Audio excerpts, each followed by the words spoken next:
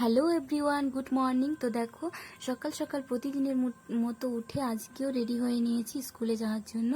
তো তারপর আমি আমার টিফিন খাবারটাও রেডি করে নিলাম আর বেরিয়ে পড়লাম। তো এরপর দেখতে দেখতে আমি চলেও এলাম আমাদের স্কুলে। তো স্কুলে চলে আসার পর আর কি সোজা চলে যাব ক্লাসরুমে।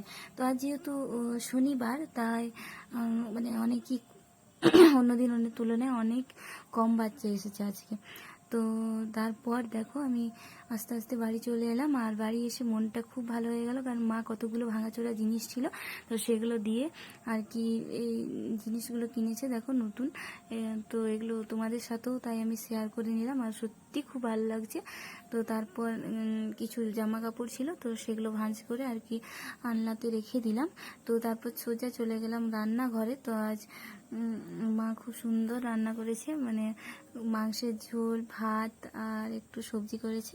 তো সেটা দিয়ে দুপুরে লাঞ্চটা কমপ্লিট করলাম। মিনি ব্লগটা এই পর্যন্ত। ভালো লাগলে সাবস্ক্রাইব করে পাশে থেকো। বাই।